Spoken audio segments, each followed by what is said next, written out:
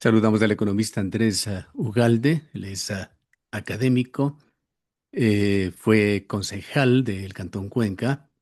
Quisiéramos, economista Ugalde, realizar un breve repaso a lo que dijo el presidente de la República el pasado día domingo en un informe que ha sido analizado y comentado, pero que ha dejado una sensación general de insatisfacción, que no sé si usted lo comparte y quisiéramos conocer cómo lo ve en primer lugar y qué razones le llevan a lo que nos vaya a comentar sobre este informe, sobre el cual no quisiéramos anticipar antes de escucharle. Pues, Gustavo, en primer lugar, muchísimas gracias por la entrevista. Siempre es un placer poder participar en este prestigioso medio de comunicación. Y en efecto, a ver, en cuanto al informe a la Nación del presidente Noboa el pasado 24 de mayo, creo que el eje discursivo del presidente es muy claro, ¿no? Este gobierno no pacta, este gobierno no se rinde. Fue un discurso muy confrontativo, ¿no? Digamos que el presidente estructuró su discurso bajo una narrativa de guerra contra el crimen organizado, contra la vieja política, asegurando que, bueno, todo el pasado se junta para detener el futuro desde una visión muy, como le digo, un discurso sumamente confrontativo. Algunos temas interesantes desde el punto de vista económico, él aseguró que el país ha batido un récord histórico en el 2025 con un incremento del 191% en la inversión extranjera, que vendría a ser en efecto el punto más alto en una década, ¿no? Eh, Habló también, enfatizó las cifras macro en el tema de la reducción de la pobreza, defendió con orgullo el tema de los índices de reducción de la pobreza, anunció la ampliación del metro de Quito, mencionó que se ha desmarcado un poco del tema de los privilegios del pasado, haciendo alusión a la lucha contra la corrupción. Sin embargo, creo que hay algunos datos que es importante mirar, ¿no? Y para Claro. esto, Quisiéramos Gustavo, yo... justamente desmenuzar algo de lo que usted nos ha anticipado ya. Exacto. Empecemos por la inversión extranjera. Novoa, de acuerdo con los análisis que se han hecho, efectivamente mencionó un aumento, pero tras la verificación que se ha hecho, los fact-checking, Gustavo, ahí le se debe ve escuchar. y se concluye que se Ah, trata de compromisos, no de flujos efectivos. en efecto, a ver, si tendríamos que empezar haciendo aquí una visión general, ¿no? De cómo está la economía del país para llegar al tema, tendríamos que empezar diciendo, a ver, según las cifras que el Banco Central publicó, de hecho, 2 días antes, me parece, del informe presidencial, sabemos que la economía del Ecuador creció en este primer trimestre del 2026, el trimestre enero-marzo, en un 2,3%. Los grandes, y aquí hay algunas cosas importantes, ¿no? Los grandes motores de este crecimiento económico fueron el sector servicios, que lideró con un 2,4% de crecimiento, y luego seguido por una fuerte recuperación en el sector de petróleo y minas, con un 7%, ¿no? Y esto es sobre todo impulsado por la producción privada y las exportaciones mineras, luego la manufactura avanzó con un 1,3% y el comercio se estancó en un 0,6%, con una alerta adicional. El sector agrícola, ganadero y pesquero se contrajo, sufrió una dura contracción de casi el 3,3%. Esto nos da la visión de un país en donde, en efecto, hay que leer con mucho cuidado este análisis de la inversión extranjera, de este 191% de la inversión extranjera, ¿no? Porque si nosotros miramos con detenimiento, ¿no? Este tema de la inversión extranjera en realidad se corresponde a un crecimiento económico que en este caso, en primer lugar, se da desde el sector minero. Habíamos dicho hace rato, Gustavo, que eh, una de las demandas populares más importantes era justamente el revisar esta agenda extractivista, el revisar la orientación del presidente Noboa hacia el tema de la minería, y lo que tenemos ahora es que, si usted mira el reporte de las utilidades de las 10 empresas más grandes del país, dos de estas son mineras, el sector, las dos primeras empresas a nivel nacional que reportan utilidades, ganándole inclusive a la corporación favorita y a la corporación El Rosado, son empresas mineras, y tenemos un 191% de crecimiento en inversión que como le digo, viene impulsado por un 7% neto de crecimiento del sector minero. Entonces, esto es algo importante, ¿no? Hay que ver de dónde viene este crecimiento, esta inversión extranjera, y viene desde la minería. Ahora, aquí también teniendo mucho Es decir, cuidado, ¿no? aquí hay Porque un tema no solamente, digamos, de cantidad, sino de calidad de ese ingreso. de calidad de la minería. Porque además, Ujú. fíjese Gustavo, un tema, ¿no?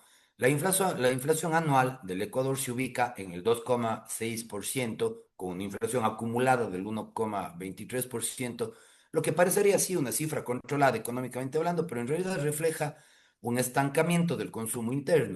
Y un dato adicional que creo que es muy importante, porque el presidente habló, si bien estamos todavía en el tema de la inversión extranjera, el presidente habló del tema del empleo.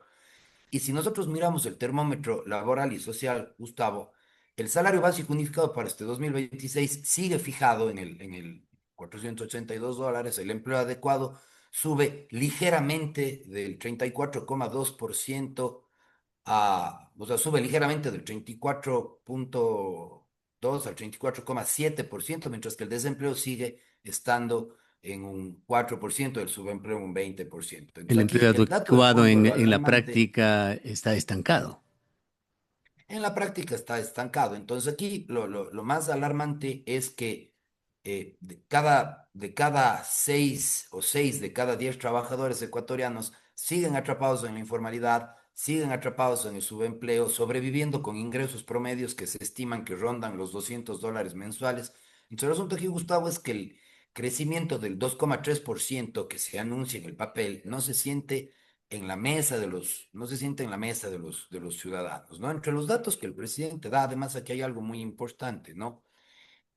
Em, Hay varios portales que se activan tras el informe a la Nación del presidente de la República el pasado domingo 24 de mayo, que hacen fact-checking, ¿no es cierto? Que hacen chequeo de Ujú. veracidad en cuanto a lo que se ha planteado por el presidente, y las verificaciones en vivo y los resultados nos indican que hay una cifra importante de afirmaciones que sí fueron al menos imprecisas, ¿no? Entonces, por ejemplo, por tocar algunos temas y llegar al tema de la inversión.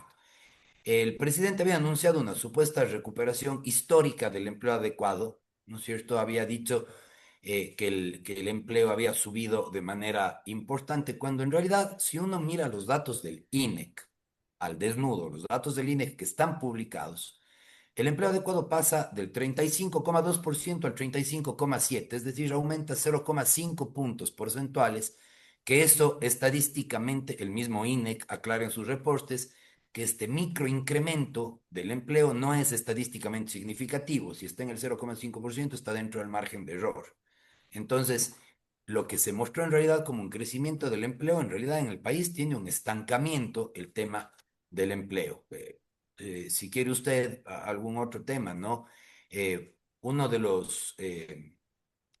las cifras que se manejó con más orientación en el discurso, con más fuerza en el discurso, fue el tema de la seguridad. El presidente afirmó textualmente que la tasa de homicidios intencionales en el Ecuador baja se redujo en un 13%, y la tasa de delitos comunes en un 23% frente al mismo periodo en un año anterior. Pero los portales de verificación y las cifras, ¿no?, que cualquier ciudadano puede hacer, muestran una suerte de, no sé si gimnasia estadística, porque mezclamos un poco antojadizamente ciertos trimestres, comparamos periodos que no corresponden, como por ejemplo meter los datos del 2023 para inflar los porcentajes anteriores y mostrar una reducción mayor. Además, la realidad en las calles lo desmiente, ¿no? Guayaquil cierra este primer cuatrimestre del 2026 con 763 homicidios. Nuevamente, el tercer inicio del año más sangriento en toda su historia. Em, Algo más, ¿no? Uno de los Qué decir? reclamos más Quisiera preguntarle a fuertes. usted sobre el tema de la inversión y obra pública. Se tejieron cifras, se dieron antes del informe de la Nación y el presidente habló sobre una reactivación de obras. Pero en la práctica, nuevamente, tras las verificaciones, se muestra que la inversión estatal cayó más bien un 18% en 2025 por restricciones fiscales y que además hay una altísima subejecución presupuestaria. Por supuesto, a ver, aquí hay que tomar con cuidado este dato de este milagro de la inversión, ¿no? Porque varios analistas económicos independientes, entre los que me incluyo, deberíamos poner, entre comillas, el impacto real de este anunciado aumento del 191% de la inversión extranjera, porque, Gustavo, mientras esa liquidez, entenderíamos, ¿no? 191% de incremento de inversión extranjera implica muchos millones de dólares, pero mientras esa liquidez no se traduzca en obras viales, específicamente en el austro, por la crítica situación de nuestra conectividad, o mientras ese 191% de inversión extranjera directa no se traduzca en empleo masivo y empleo de calidad, el discurso oficialista sigue quedándose en, ok, estamos tomando medidas que probablemente yo le apostaría que el gobierno sabe y está tomando medidas que apuntan al crecimiento de la riqueza, pero todavía no encuentra la fórmula para la distribución de esa riqueza, porque en economía son dos cosas diferentes, Gustavo. Una cosa es crear riqueza y otra cosa es distribuir la riqueza. Sí, ok, los datos podrán ser precisos más allá de lo que, de las alarmas que lanzan los portales de chequeo de datos. Supongamos que la información es precisa, que en realidad la inversión extranjera ha crecido en un 191%. Esto no se refleja en el empleo sigue estancado, esto no se refleja en obras de vialidad, esto significa que estamos generando riqueza, pero la estamos concentrando aún más. Prueba de esto, además, es que no se siente esto en las obras de infraestructura, sobre todo en las obras del territorio. Me parece lamentable que la única obra que realmente se anunció con bombos y platillos y dijo el gobierno va a tomar mano aquí y lo va a hacer directamente es el metro de Quito, es decir, una nueva obra para la capital, cuando en realidad el tema de los territorios todavía está en veremos, y esto es muy preocupante porque claro, hay casi un 200% de crecimiento de inversión extranjera, pero esto también coincide, como le decía Gustavo, con un reporte en el que por primera vez en muchos años ya no es la corporación favorita, ya no es Corporación El Ujú. Rosado las que están a la cabeza del ranking de las empresas que más utilidades reportan en el 2025, sino dos empresas mineras. En todo Entonces, caso, un informe en el ese cual crecimiento va por ahí. debía primar información del pasado y en el cual se utilizó para más bien generar expectativas sobre obras o acciones del gobierno a futuro, incluyendo en esto la compra de medicinas. ¿Qué pasó con ese análisis que debía hacer el gobierno de este año? No solamente en temas económicos, en el quehacer del gobierno, en los temas que han generado problemas, dificultades, un servicio público de salud que se encuentra en una situación lamentable, la baja inversión en el sector educación y sobre todo esas enormes fallas en el tema de seguridad. Ecuador vivió el último año, el año más violento de su historia. Pero hay algunos temas ahí, Gustavo. Creo que en primer lugar, a rato siento que los datos se manejan de manera imprecisa o al menos se muestran. La estadística, la comunicación permiten a veces mostrar datos o no sé si manipular los datos, pero sí al menos eh, exponerlos de forma tal de que logren un propósito comunicativo concreto. Por ejemplo, el presidente afirma textualmente que de hecho, uno de los reclamos más fuertes del discurso fue cuando Noboa dijo, somos los que más generación han añadido al sistema interconectado, 430 megavatios en solo 9 meses. Sin embargo, si uno mira realmente esos datos, lo que nos vamos a dar cuenta es que esa cifra de megavatios corresponde a energía que está planificado comprar o a contratos que están en proceso de adjudicación, es decir, que están en papeles. Entonces, lo correcto hubiera sido decir, tenemos 430 megavatios que tenemos planificado, que estamos contratando, que están en proyectos, que vienen de ejecuciones de gobiernos anteriores, porque decir, hemos generado 430 megavatios significa que ya hemos inyectado de forma real, activa en la red eléctrica nacional 430 megavatios y eso no es verdad porque seguimos sufriendo apagones intermitentes. Por ejemplo, ¿no? Se defendió la entrega de más de 8.000 viviendas en el último año y cuando se hace el cruce de los datos reales con los ministerios respectivos, se demuestra que las cifras reales de casas entregadas a mayo del 2025, mejor dicho, entre mayo del 2025 y mayo del 2026, bordean más o menos las 3.780. El resto de la cifra corresponde a proyectos que vienen arrastrados desde noviembre del 23 o a viviendas que aún se encuentran en planos. Entonces, no necesariamente significa que el gobierno está mintiendo, pero está convenientemente incluyendo en un mismo dato lo que se hizo y lo que está por hacer, lo que se ha ejecutado y lo que está planificado o contratado o por contratarse. Esto, claro, infla la cifra sin necesariamente mentir, pero claro, es un ejercicio comunicacional que no sé qué tan honesto sea para el ciudadano. Me hablaba usted de la seguridad, Gustavo. El presidente afirmó textualmente que la tasa de homicidios, lo decía hace un momento, se redujo en un 13% y la de delitos comunes en un 23% frente al mismo periodo anterior.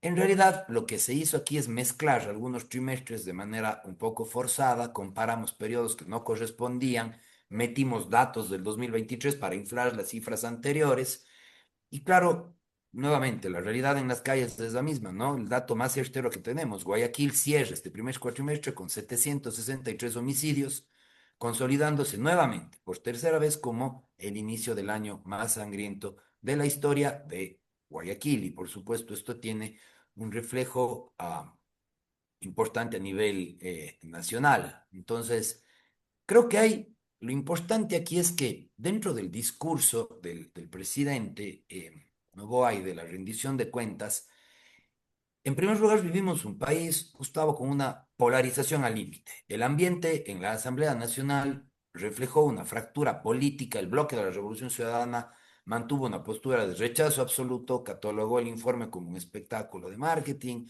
hay un divorcio entre Carondelet y la calle, porque el análisis de la opinión pública posterior al discurso sí revela una fuerte desconexión. Mientras el presidente habla de victorias estadísticas contra las mafias, la ciudadanía todavía resiente la persistencia de las vacunas, de las extorsiones, el impacto económico residual de las crisis energéticas que han golpeado al aparato productivo. Esto por un lado. Por otro lado, creo, Gustavo, hablábamos del tema de seguridad, ¿no? Sí, antes Perdón, de del tema de alejarnos de salud. los temas energéticos, usted ha hablado sobre electricidad. El presidente omitió también referirse al sector petrolero, clave para el desarrollo del país y que está enfrentando una serie de amenazas y se encuentra también en permanente crisis.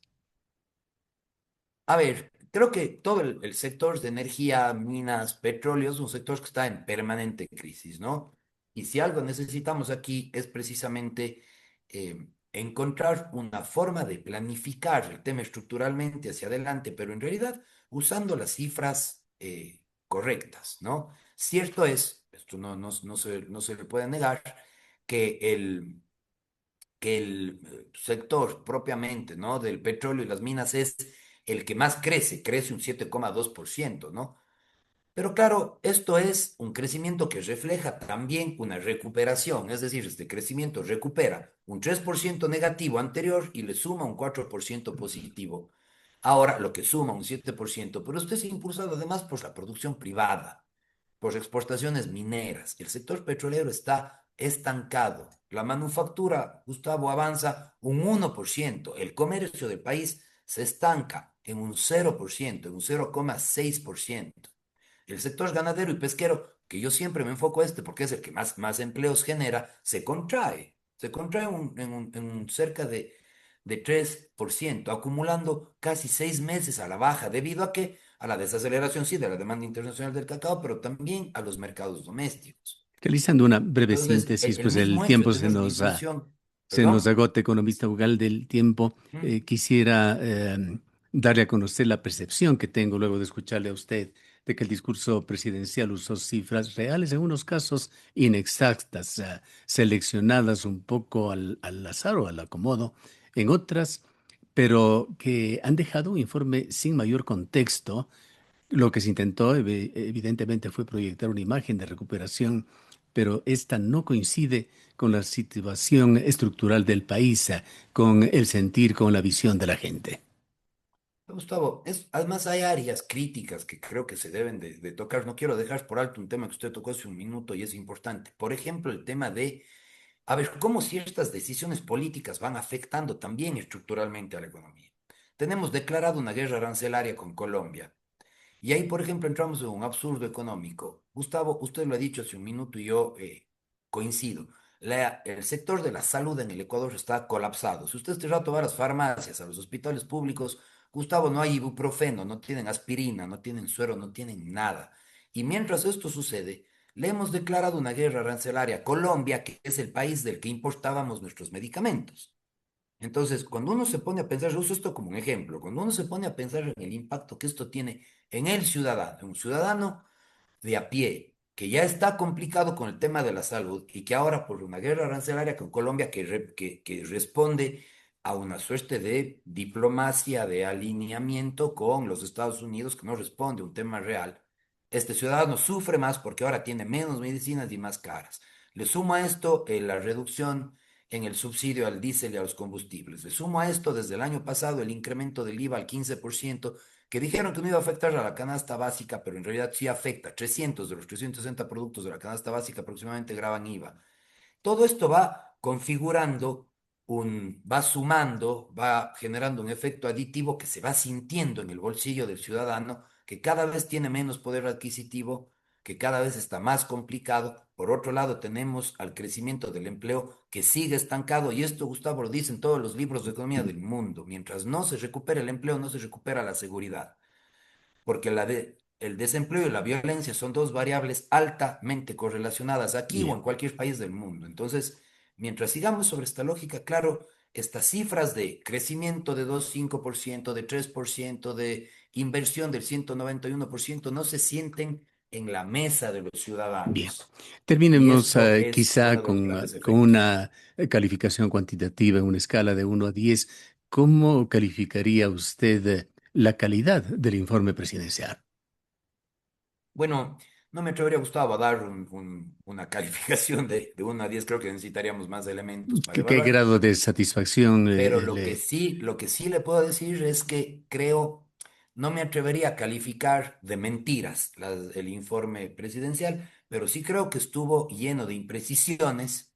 Y lo que sí le voy a decir es mi impresión personal. Creo que las cifras se utilizaron más como un enfoque político, comunicativo. Lo que se intentó es utilizar la información más destacada del gobierno y ponerla de manera, haciendo un ejercicio comunicacional, casi desde el marketing, para que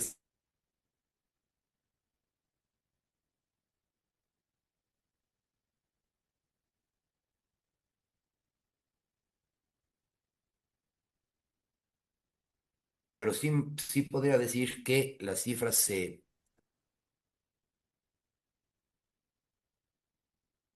uso político. Bien, queremos agradecerle por su presencia. Gustavo, para mí es un placer siempre y hasta la próxima excelente jornada. Declaraciones del economista Andrés Ugalde. Él es profesor investigador de la Universidad Católica de Cuenca.